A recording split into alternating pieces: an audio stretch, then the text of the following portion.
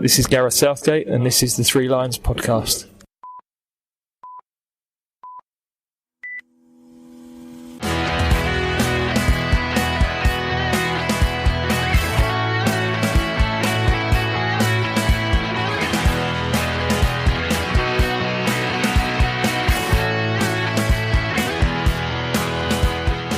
Hello and welcome to the Three Lions podcast. My name is Russell Osborne and this is an independent England football supporters podcast. I hope you're well and I hope you enjoyed the recent episode where I spoke with Matt Freeman about his England journey. It's still available at your podcast provider of choice or threelionspodcast.com. I'll have another episode from that series very soon, so stay subscribed. You won't miss it. And if you fancy getting involved, just drop me an email, threelionspodcast@gmail.com. Now, firstly, before we get on to this episode, I'm sure you've seen the recent news regarding Euro 2028. It was announced on Wednesday, the 4th of October, that Turkey had pulled out of the running to host it. With just 6 days until UEFA officially announced the hosts. But in a nutshell, the only other candidate running was the bid from ourselves, Scotland, Wales, Northern Ireland and the Republic of Ireland. So all things being well, on the 10th, we should be announced as hosts. If it hasn't already, by the time this episode is out. So it looks like it's coming home. If you'd like more information on the tournament and where the potential games will be, back in April I recorded an episode looking at the combined bid of ours and also Turkey's. It's episode 257. So what of Turkey? Well, they've dropped out to focus on hosting the 2032 Euros with their near neighbours Italy, a nation 1,200 miles away. I know, it's bizarre. But if that sounds daft, I'm sure you've heard FIFA's plans for the 2030 World Cup. Oh my word. That's an episode for another day, and I'm looking at doing one. Okay, this episode. This is the preview to our upcoming games against Australia and Italy. It's been a while since we played at Wembley. Not since the 26th of March when we beat Ukraine 2-0 on a sunny Sunday. It's just under 6 months ago. Coming up, I'll take a look through Gareth's latest squad and have a chat with a couple of people who know our opponents a little better than I do. Now, the current state of play in Group C, as we aim to qualify for next year's Euros in Germany, well, it is as follows. We are top with 13 points after 5 games. Now, second placed Italy, third placed Ukraine and fourth placed North Macedonia are all tied on 7 points, although Italy have a game in hand on both of them. Malta, bless them, are bottom with no points after 5 matches, although they did score once, if that's any consolation.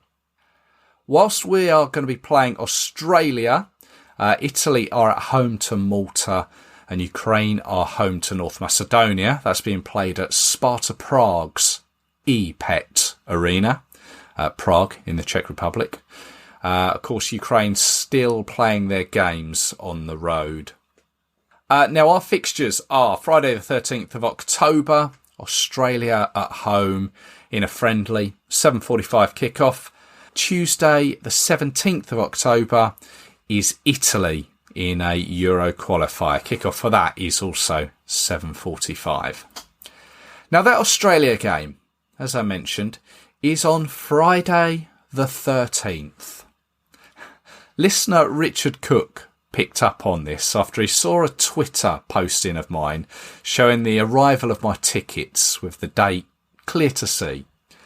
He suggested a feature on how many times England had played on this particular date.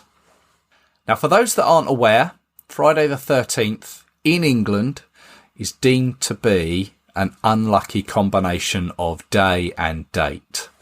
In other countries, I've since learned that they have other days deemed to be unlucky. Greece, for example, is Tuesday the 13th and Friday the 17th in Italy. There you go. Now, I know the answer to this little question, and I'll put you out of your misery in a minute. But I wanted to put it into some sort of context, and I found myself down a bit of a rabbit hole. I wanted to know how many times England had played on a Friday. I must admit, I've never really been a fan of Friday night football, and even more so since the Premier League introduced it in 2017. It was that year when Arsenal opened the season at home to Leicester. But we're pretty much stuck with it now. And I think even if there was an 8th day added to the week, Sky or the like would still commandeer that day and show a game on it. So that rabbit hole. England's first ever game, as we know it, was back in 1872. It was a Saturday. And since then, we have played 1,047 times. Here we are, we're getting to the nitty-gritty now. 41 of those games have been on a Friday. So 3.91% of our total games have been on a Friday. Our first Friday night game was in 1937, away to Norway in May of that year. We won 6-0. But let's get back to Friday the 13th. In answer to that question, how many times have we played on Friday the 13th? The answer is twice. Back in 1949, we played away to Sweden.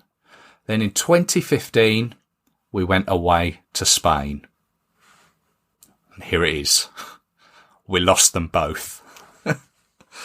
Who's to know what's going to happen this Friday the 13th? And here's one more thing that I found out doing this mindless research. A month will only have a Friday the 13th in it if the month begins on a Sunday. Yes, and you thought you just tuned into this for England football-related content. I've got to give credit to both England Football Online and England Stats for all of that as I trawled through their websites.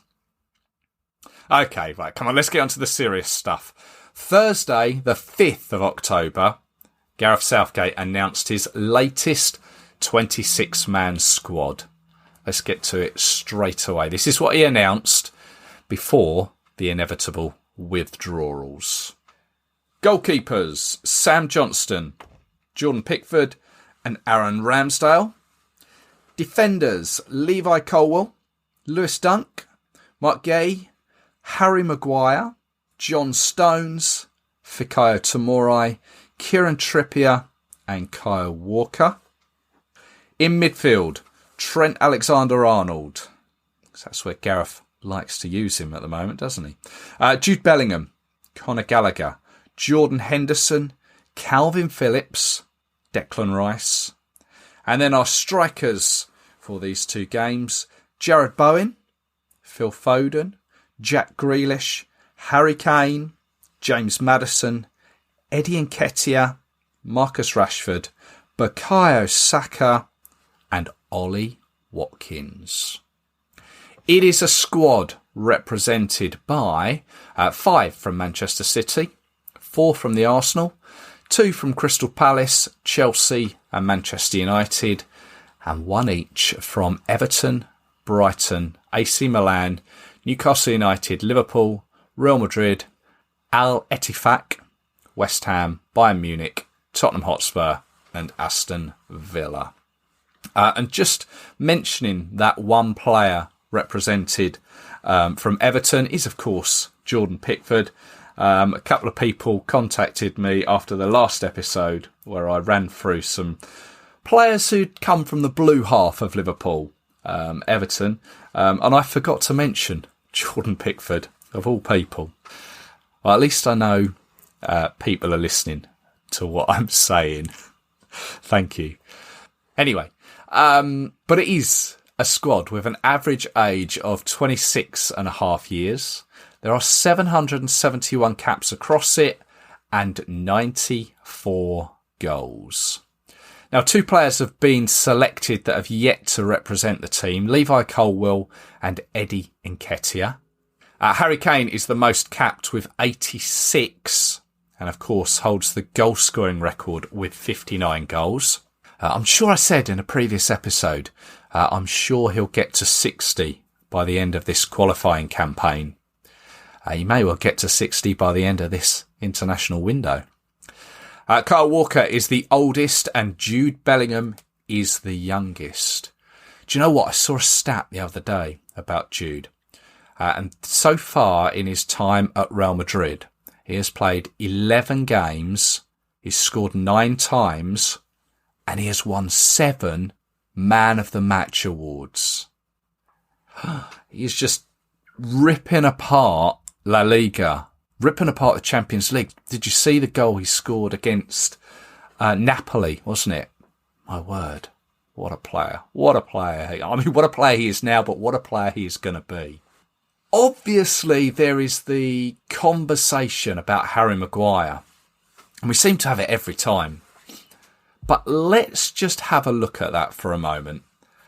Since Scotland away, and we all remember that, for the good and the unfortunate that happened to him, at the time of Gareth announcing the squad, Manchester United have played 6 matches. Now, he didn't play in a league match against Brighton. He wasn't in the squad that faced Bayern in the Champions League. He wasn't in the squad that faced Burnley in the Premier League. He did have 90 minutes in the EFL Cup against Crystal Palace, and he came on as an 87th minute substitute in the following league game, also against Palace. So with injury time, he had 8 minutes, and then he didn't play against Galatasaray in the Champions League. So he's had nigh on 100 minutes game time since Scotland. Now, John Stones has also been selected, yet he hasn't had 1 minute of Manchester City's 6 fixtures since Scotland away. Calvin Phillips came on as an 83rd minute sub at home to Red Star. We know him as Red Star. I'm not prepared to try and pronounce how they're officially called. He came on as a 51st minute sub away to Forest. He had 90 minutes against Newcastle in the EFL Cup, and he came on as a 65 minute sub against Wolves. I'm not going to go through all the players, but one last one. Aaron Ramsdale, who was in goal that day away in Scotland. He's only featured in 1 game for Arsenal since then.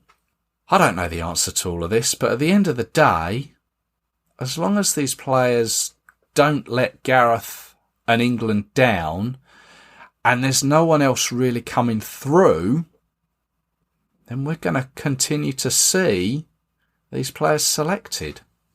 It's great to see Ollie Watkins make a return to the squad. He done himself no harm with that hat-trick against Brighton. Now, he last played against the Ivory Coast in March last year when he scored the opener in a 3-0 win.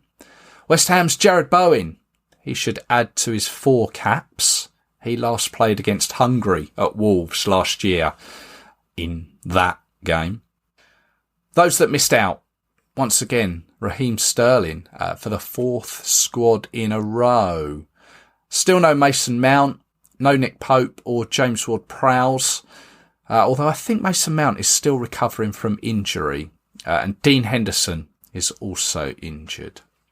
Obviously, we know the Italy game is the main game this window, so I'd imagine that the likes of Ramsdale, Colwill, Dunk, Phillips, Bowen, Nketiah, Watkins will all play a part in the Australia game, which I imagine may have they're all good players, obviously, aren't they? And they're all fully capable, but almost a second string feel to it. And that may sort of reflect in the atmosphere at Wembley. We'll have to wait and see. So, at the point of recording this, whilst there have been no official England withdrawals, Bukayo Saka didn't play in Arsenal's win over Manchester City at the weekend, and Mikel Arteta has said he will be unavailable for England duty. In all honesty, and I'm trying to remain impartial on this, but he needs a break, doesn't he? He needs a break. He needs a little rest. He has played untold amount of games for Arsenal. He's been continuously good for England, but obviously he picked up an injury away to Lens in the Champions League. Let him have a little break. We can get through these games without Bukayo Saka. He can have a little break, and then we're good to go next time around. And obviously with the Euros next year, he needs to be an integral part of that squad. So if there's ever an opportune time to give him a break, it is now. Right, time to take a look at our upcoming opponents.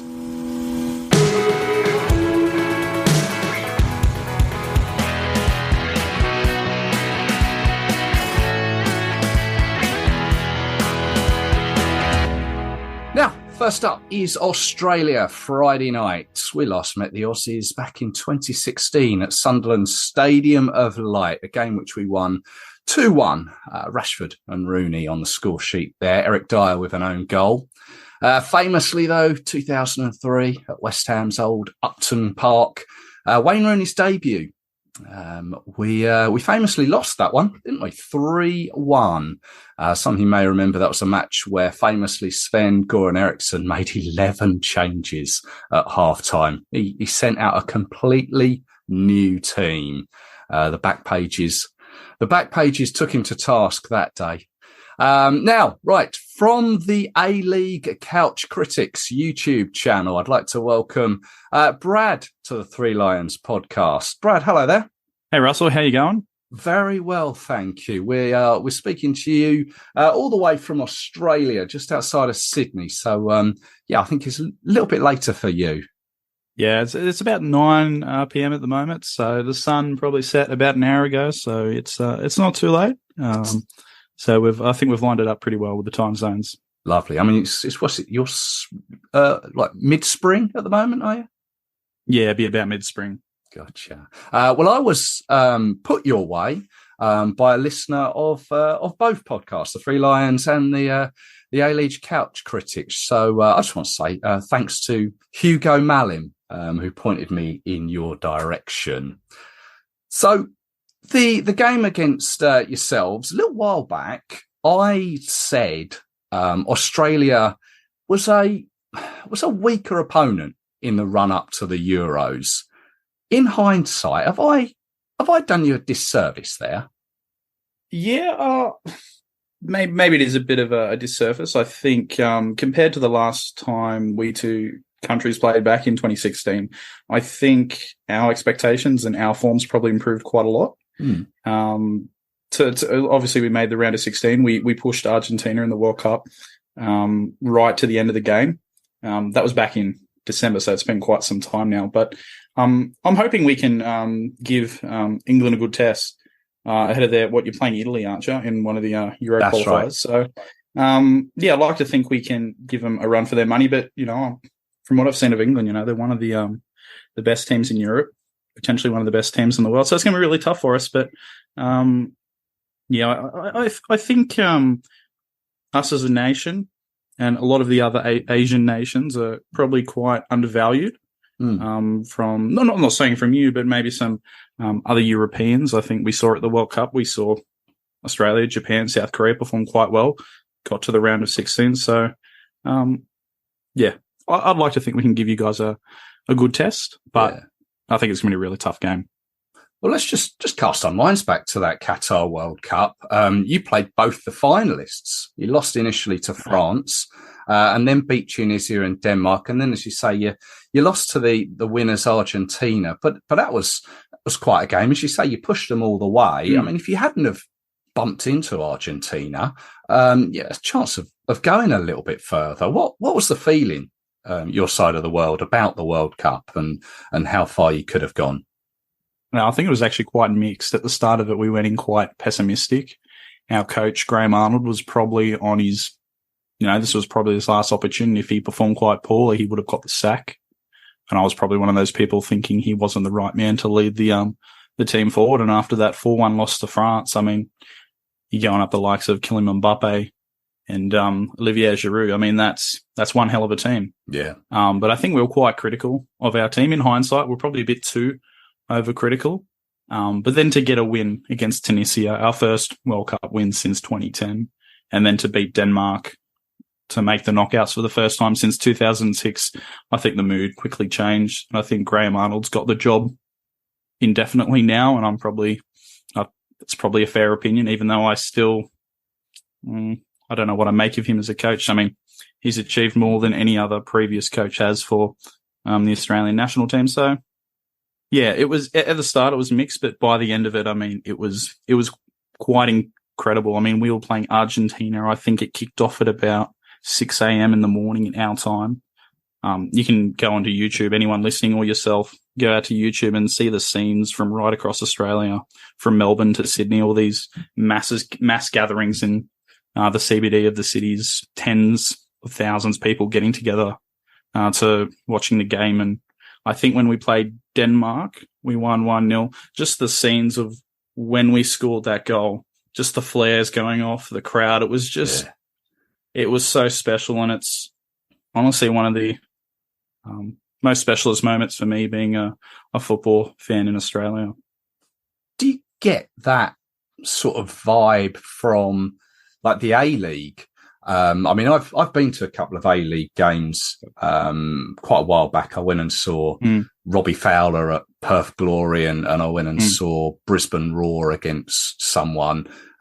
What's the A-League like? And has that journey of the World Cup and like the feeling, as you mentioned, about being in the CBD with everyone, all the fans celebrating, are they similar?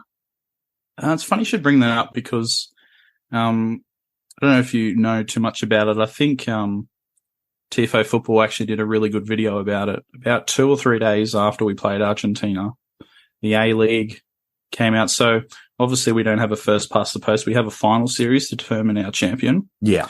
And for about 40 years, the highest ranked team in the grand final has always hosted it. And 2 or 3 days after that game against Argentina, when the country was on a real high, the people that run the A-League came out and said, for the next 3 years, the grand final is going to be hosted in Sydney. Oh, and I do remember. that really got a lot of people offside. Because it really broke with tradition, and it said, it doesn't matter, where you finished. Previously, finishing first, being the highest ranked team in the grand final, you were rewarded with a home grand final, and now it was taken away. And that peeved a lot of people. There's some pretty unfortunate scenes at what happened in the Melbourne derby when protests went too far. So that really, really killed. We didn't really have any momentum for the local comp, and that killed it. But the Women's World Cup we just had, that was just one of the biggest sporting events we've ever had in anything in Australia. Yeah. We had like 18 million people watch the Matildas played England in the semi-finals. We're a population of 25 million, so 3/4 of the nation was watching that. And that's not accounting for any paid subscription viewership. So the women's will start on the 14th of October and the men's comp will start a week later. So I think hopefully the recent Women's World Cup will actually provide a big boost to our women's comp. Hopefully it will provide a bit of a boost for the men. So hopefully we're seeing a lot of patching up from all that crap that happened back in December. So, long story to your question. The mood of the World Cup was gone pretty quickly. In the local game. But hopefully, as you just said there, it will it'll pick up again. Well, let's just move back to the upcoming game. I've had a gander through the squad that the Socceroos have put out, and I was just going through it, and obviously all these familiar club names that I recognised, and only only 3 of the players are based in Australia. You've got 5 in Scotland. You've got 6 based here in England. Are there any players that you sort of maybe want to pick out and say, yeah, he could be interesting in this game? Yeah, probably one player is Massimo Luonga, who's playing for Ipswich Town, who have, by all reports, have enjoyed a really great start to the season in the championship. Him and Cameron Burgess actually both play for Ipswich, but Massimo Luonga hasn't played for the Socceroos, I think, for about 5 years, 2018, maybe even before that. So he was the guy who scored in the Asian Cup final for us back in 2015. I'm pretty sure he was the player of the tournament. And then he really kind of just dropped off. But he's been killing it for Ipswich of late, and I think his call-up is really, really well-deserved. And I'm really keen to see how he go. Because, he plays over in England. Hopefully, he won't have the jet lag and all that kind of stuff. But he's just in really good form. He's kind of revitalised his career. So for me, that's probably one player for you English guys to have a watch out. Well, some of the English guys probably know him a bit. But yeah, he's probably one player I'd say to keep an eye out for. Okay.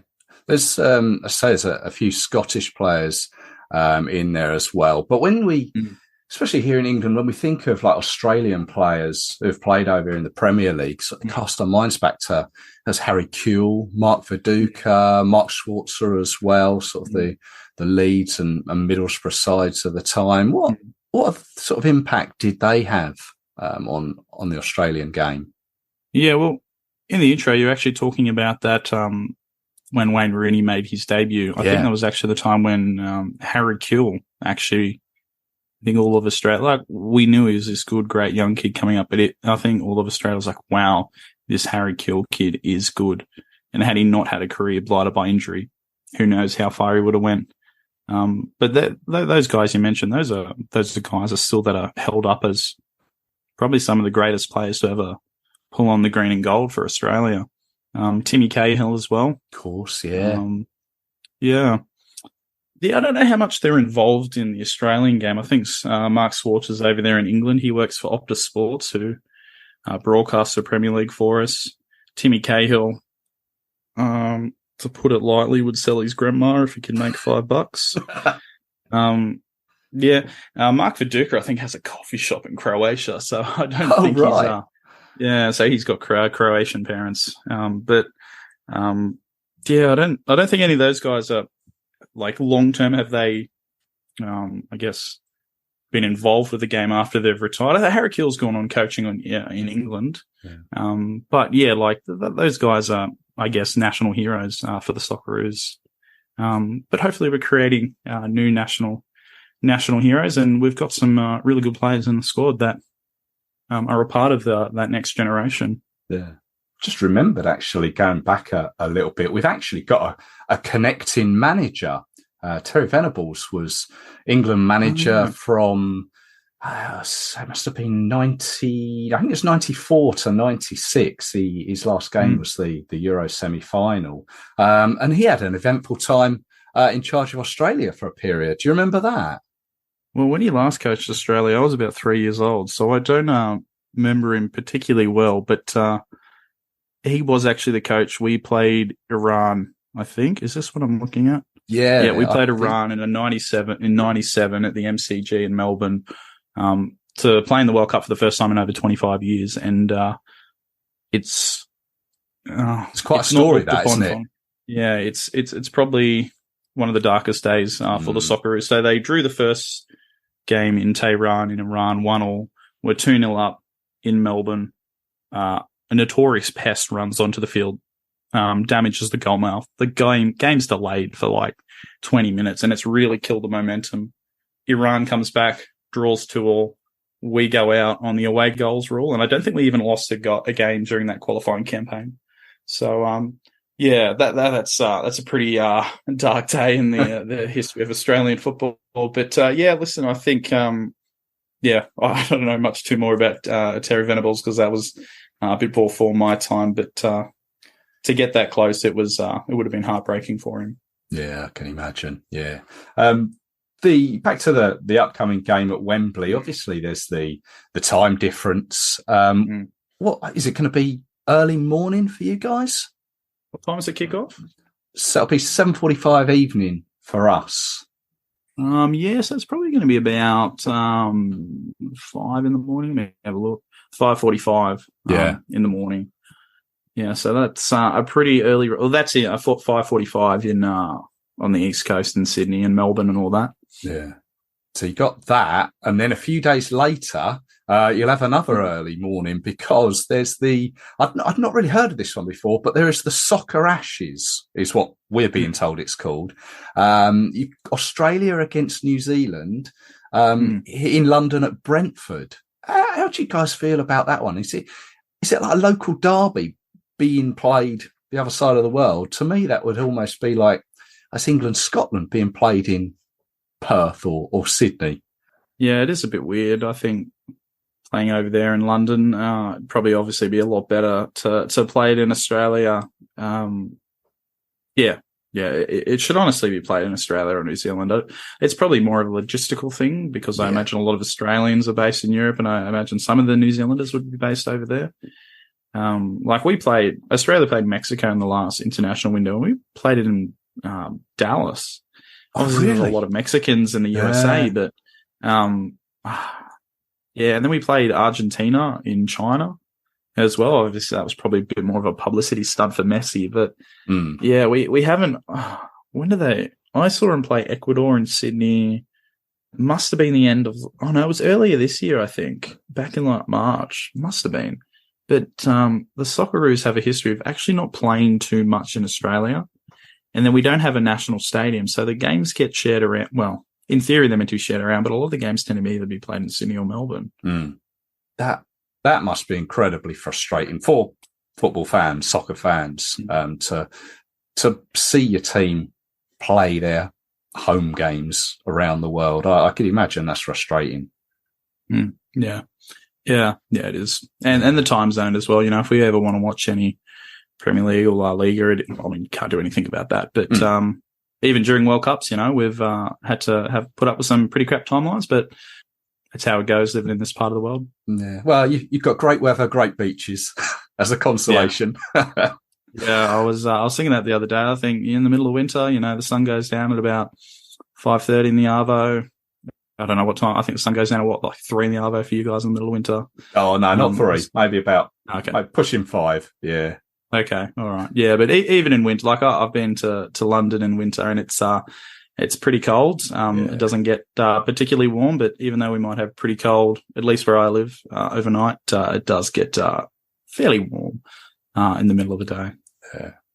Well, it's been great to speak to you, Brad. Just tell us a little bit about the A-League Couch Critics. It's YouTube, isn't it?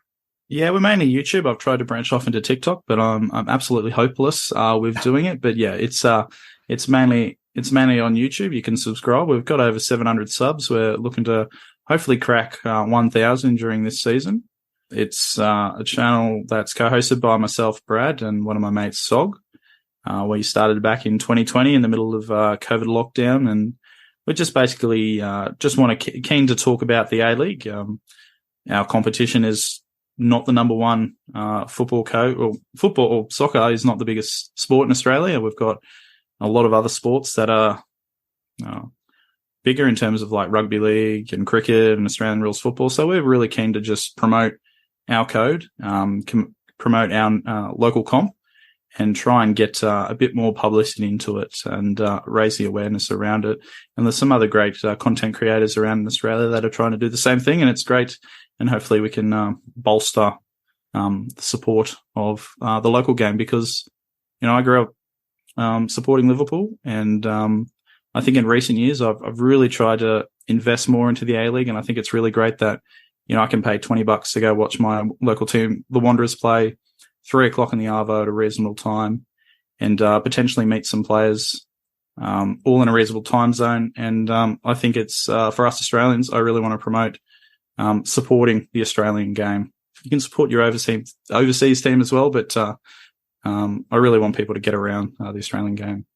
Yeah, absolutely. Yeah, keeping it local is a great thing to do. I mean, you're lucky they're playing $20 a ticket. I'd love that. Sadly, it's the way we are now, especially over here. But no, thank you very much for that. I'll make sure I link to you guys when this podcast comes out. And yeah, it's been great to speak to you. Enjoy the game. It's going to be an interesting one. Personally, I think from an England perspective, we're not going to put out a full strength team.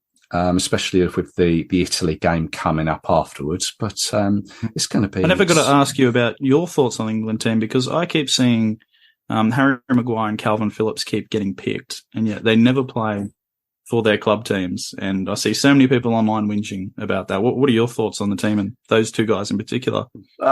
As I've already mentioned, Harry Maguire he's played a few games. Calvin Phillips as well played a few games since we last played against Scotland. At the end of the day, sometimes you look at Gareth and how he selects his squad.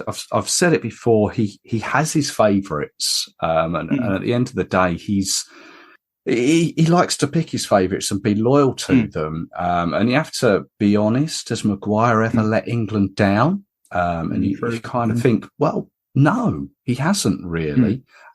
Phillips has done a good job, but whilst you've got like Sir John Stones, he's been brought back into the team for this particular game. He hasn't played any minutes since Scotland. So kind of Maguire being in there is that sort of experience that maybe there is a slight transition going on that Maguire can pair up with another centre half to sort of ease them in that respect.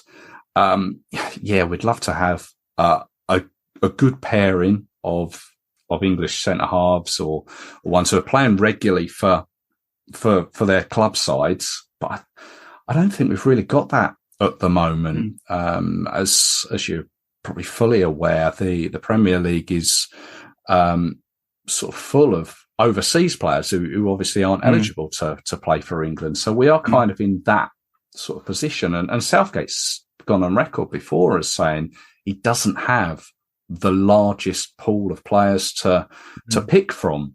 So yeah, he's kind of stuck between a rock and a hard thing. If he was to go and pick two untested, untried players, we'd be the first people to say, "Oi, what you doing?" Especially if there was a bad result on the back of it. So I personally, I can see, yes, he's going to continue to pick them, and I think at this moment in time, yeah, keep selecting them.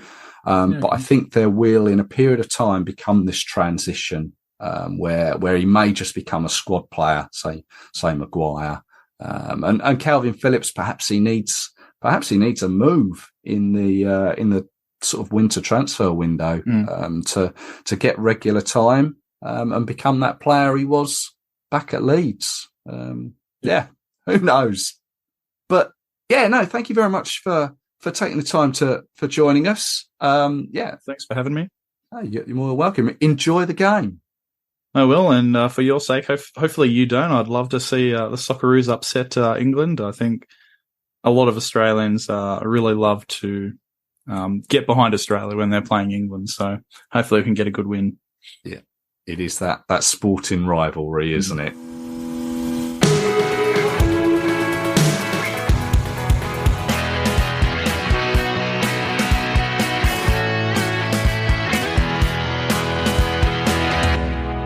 Thanks to Brad there for his insight. Don't forget you can find him and Sog over on YouTube. Just search AL Couch Critics. And they're also on Twitter at AL Couch Critics. Now, before we move on to Italy, I just wanted to mention a couple of things. Firstly, tickets. There are loads being offered all over the place. Facebook, Twitter, WhatsApp. If you want one, if you've never been to Wembley before and you're not doing anything Friday night, you don't have to search too far to find one. I don't think the ground is going to be full by any stretch of the imagination. And I know that there will be one or two with legitimate reasons for not being able to attend. But come on, surely not everyone. And I know people say it can be hard work following England and getting those away tickets or tournament tickets. These 2 caps that you get given for attending the Australia game, these could be the difference between getting a ticket for the more desirable away games. I'm thinking Scotland recently, where we didn't get a massive allocation. I'm thinking North Macedonia next month, which could be a small allocation. Going back in time, Kosovo away as well. That was a small allocation. But yeah, that's the difference between getting a ticket for an away game and having that away experience, or sitting at home watching it on the telly. And one more thing. It's been announced that the French referee for the game, the Australia game, will be Stephanie Frappart. And in doing so, she will become the first female referee to take charge of England at Wembley. Although it appears she's going to have male linesmen or assistant referees. Having a female ref is nothing new. Some may remember back in 2021, Ukrainian Katerina Monzel took charge of our away game in Andorra. And actually, just touching on where referees come from, the excellent Twitter account, Brian's Gun, done a video recently where it showed some really old footage of referees in it was the 80s, 70s, 80s, with the commentator saying where they lived. It's great. Go seek it out. And indeed, all his previous videos, great fun.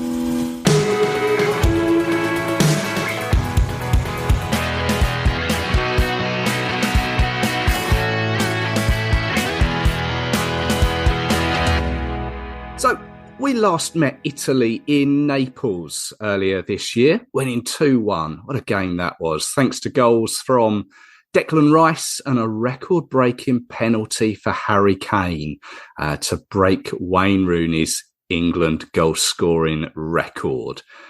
But other than that result, in recent years, Italy you could say, have been a bit of a bogey team for England. We lost in Milan in the Nations League. We drew in Wolverhampton. You remember that game behind closed doors?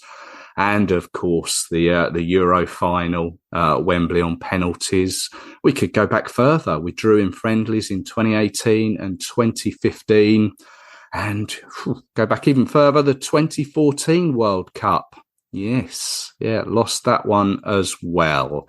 So let's talk Italy. I'd like to welcome back to the Three Lions podcast, England fan, Stuart Jones, who lives and works in Italy. Stuart, hello there. Hello. Yeah, nice to speak with you again. Yeah, likewise. I think we spoke, was it before them? I think it was before that Milan Nations League game, I think, wasn't it? It was before the Milan, the Nations League, where we lost 1-0, the Raspadori goal. Oh, no, it was a good goal, if I remember well. But Nations League, I think every team in the Nations League, maybe they're not motivated 100%. It's not like a qualifier. I think a qualifier, everyone puts their best team out. All the players play 100%. So maybe a better indication was the qualifier in Naples or not. Yeah. Well, just to touch quickly on that Nations League, Italy, of course, they were taking part in this year's Nations League final, albeit they came third after they lost to Spain in the semi-final. But I think they beat the Dutch to claim third place. Exactly. They beat the Dutch, yeah.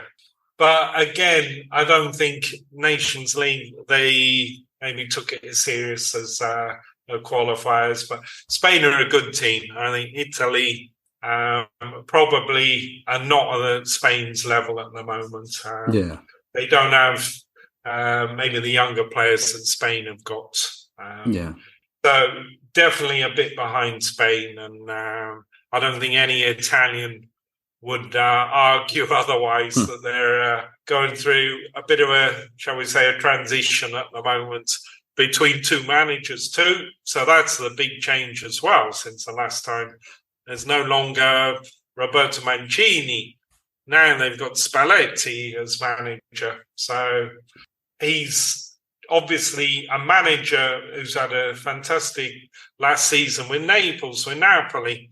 But I don't know. We'll see how he gets on as an international manager. It's a different kettle of fish, as we know. Club management, where you work all day, every day.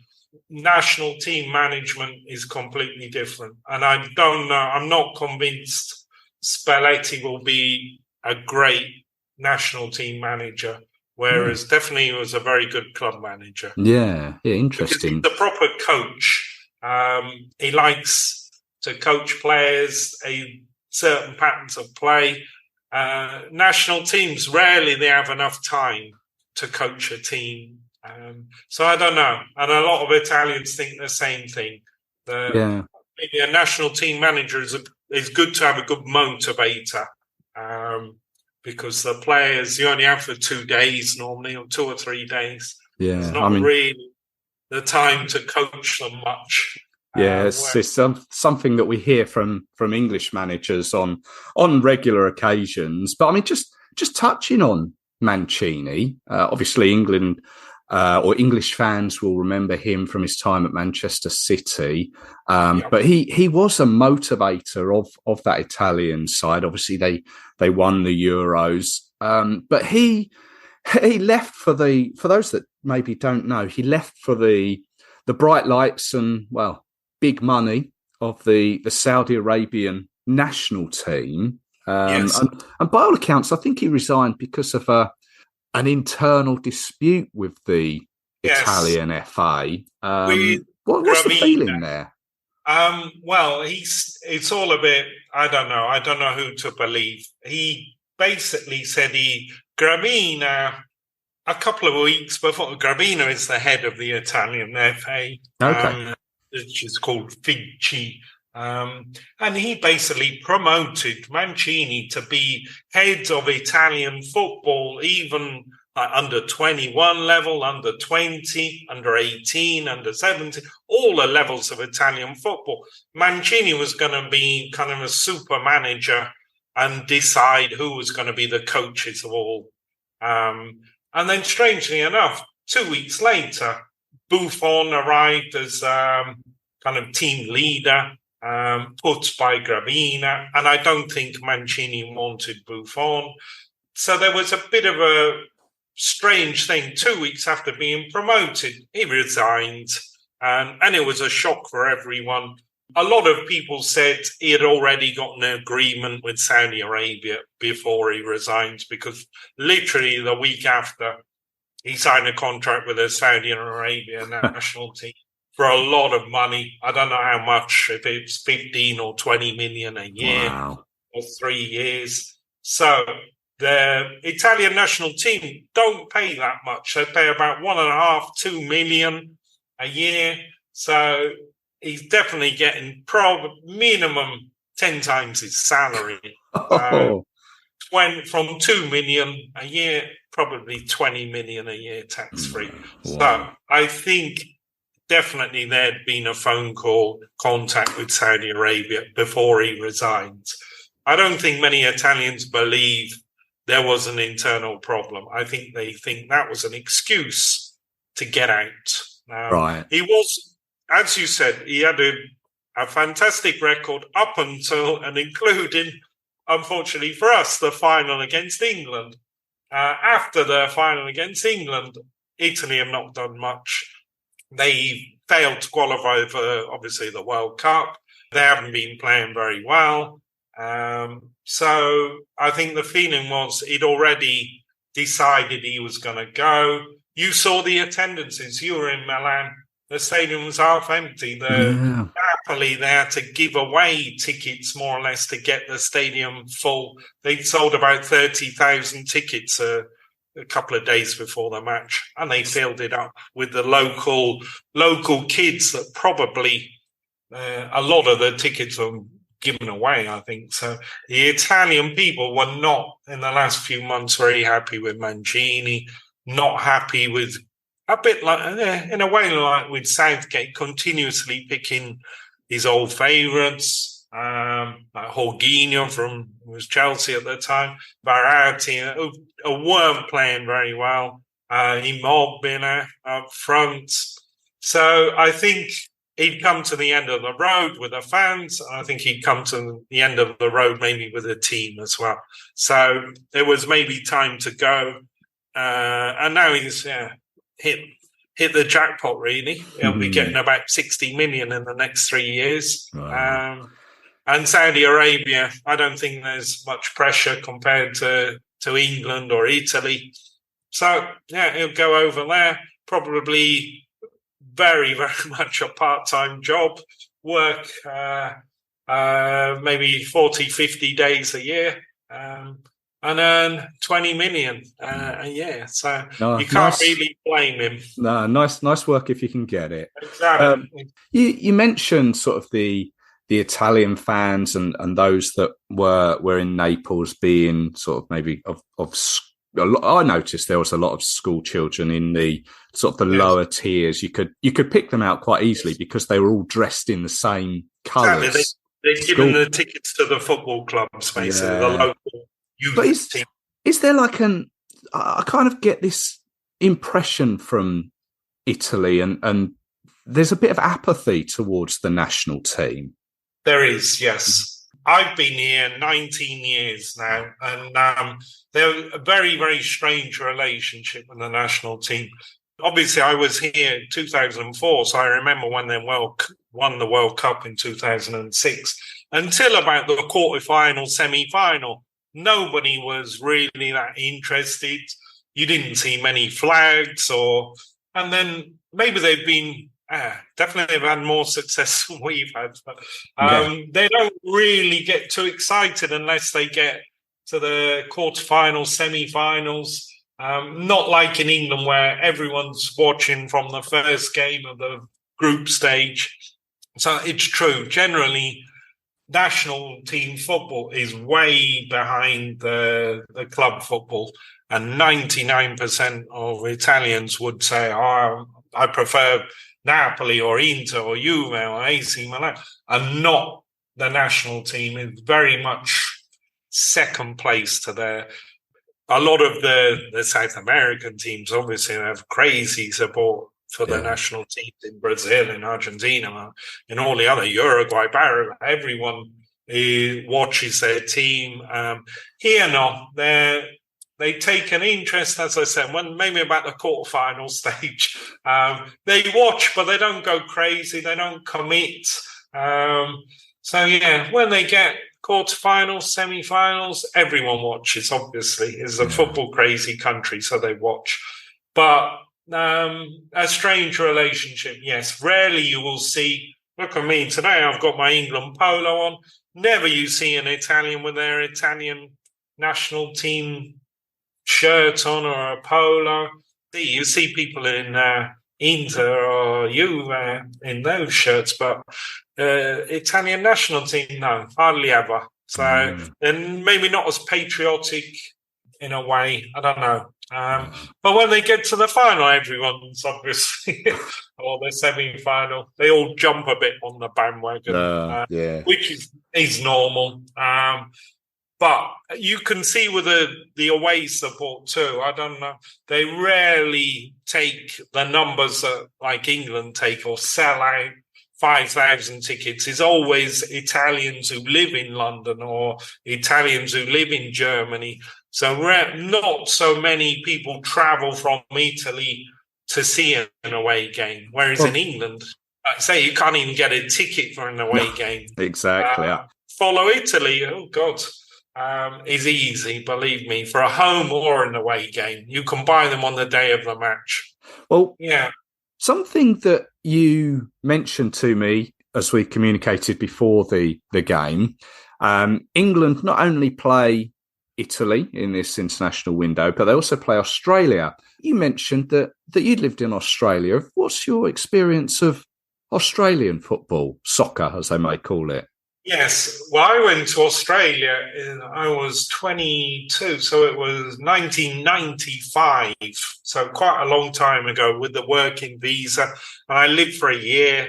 And obviously, probably Australia's changed a lot too, because at that time, football was very, very much maybe fifth or sixth biggest sport, and I'm being generous.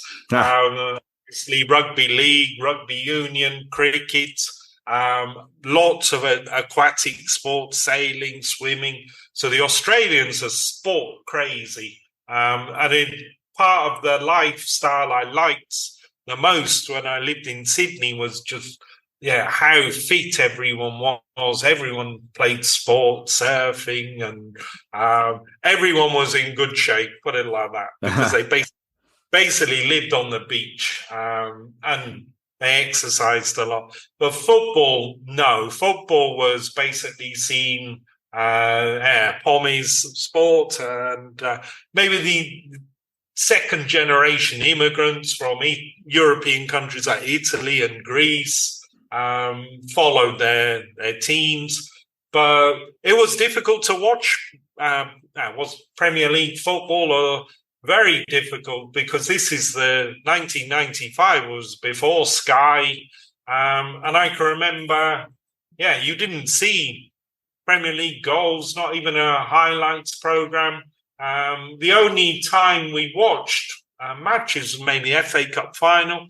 I can remember going to King's Cross Hotel in Sydney about 4 o'clock in the morning, because the kickoffs were maybe 6 a.m. So the time difference makes everything quite complicated too, to watch European football. But no, there were, with the people, I played football in Sydney, but against other British and Irish backpackers, shall we say. We had a little league competition between us.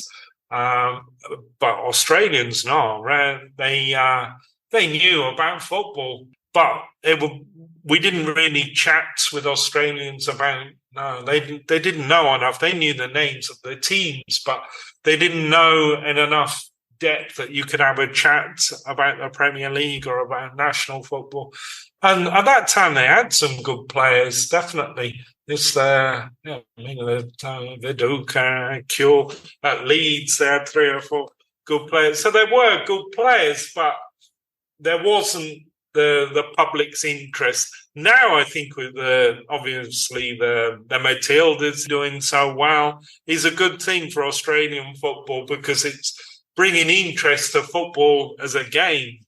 And I think the men's game will grow as well, because Australia are good sports. Like I said, everyone's fit. Everyone looks after themselves. Rarely you see somebody overweight in Australia. They're very, very health conscious. So in the future, there's no reason why they definitely should improve if they put some money in. And maybe other sports are becoming less popular. Now we have the Rugby World Cup, and Australia are terrible at rugby union. So many people say this because there's competition also from football now for the players, and there's becoming more money in Australian football, more interest. And now they've got rugby league and football and Australian, obviously, AFL, which is very, very popular.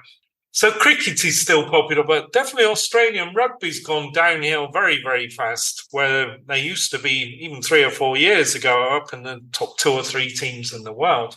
So football maybe, I think, a bit like in America, will be a slow burner, but and now we have at Tottenham. They've got a good manager, and so this helps Australian football, that people think, God, look at him. He's managing a big Premier League team. Maybe I can go in Europe and manage or play. So, no, I think it's a good thing.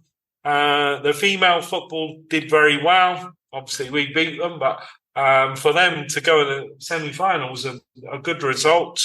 And you saw the stadiums always full, even for female football. So I think men's football will grow on the back of that too. The interest is growing a bit, but it's going to be an interesting game, I think.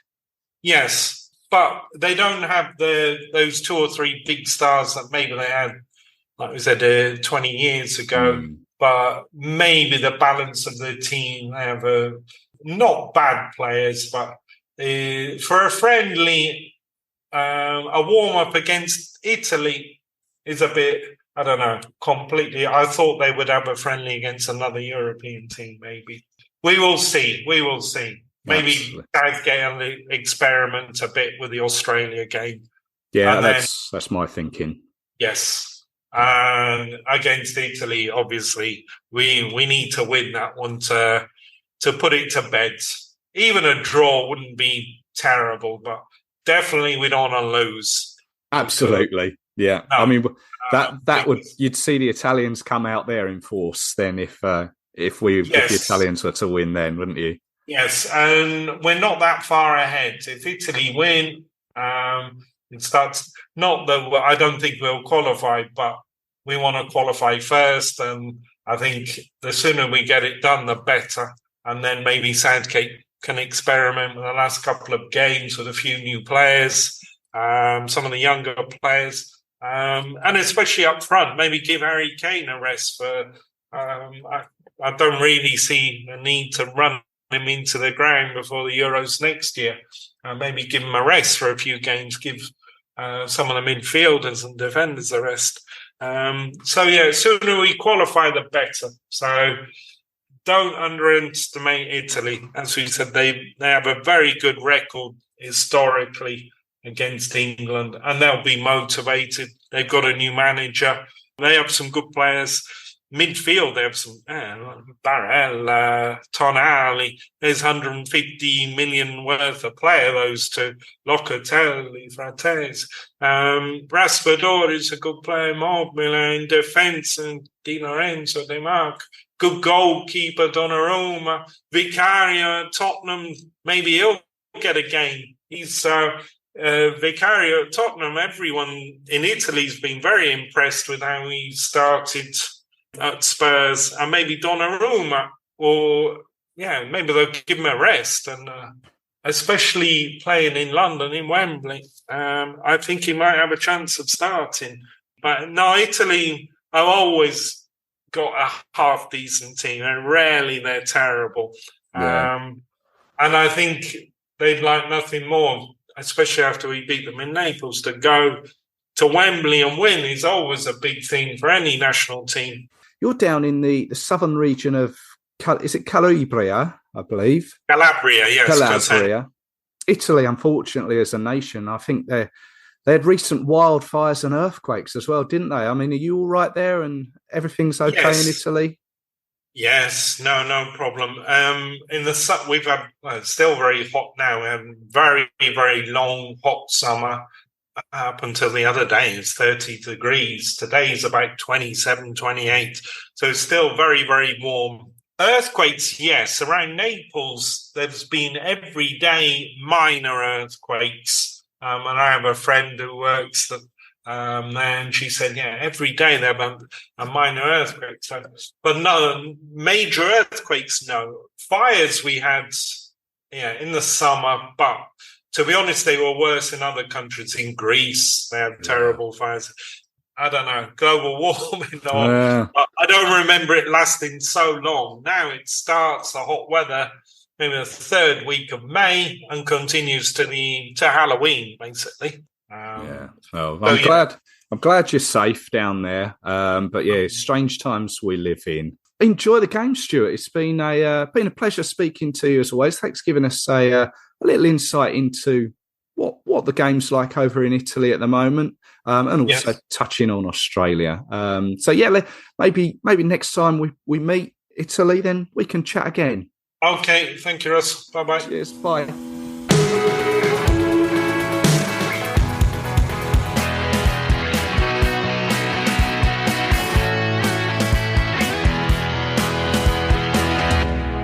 My many thanks go to Stuart there for his time and insight. Right, that about wraps it up for this episode. Don't forget, if you want to listen to any of the previous ones, just head to threelinespodcast.com or your podcast provider of choice. There is a recent episode where I spoke with Matt Freeman about his England journey. I've got a few more of those to come soon. And I'm also working on an episode that goes back 20 years to the month on an event that caused some ripples in the England team at the time. I'm hoping to release that very soon. So stay subscribed and you won't miss it. If you're off to Wembley for one or both games, safe trip. I may see you there. Come and say hi. I think I'm in the lower tier behind one of the goals for both of the games. So until the next time, take care of yourselves. Cheers.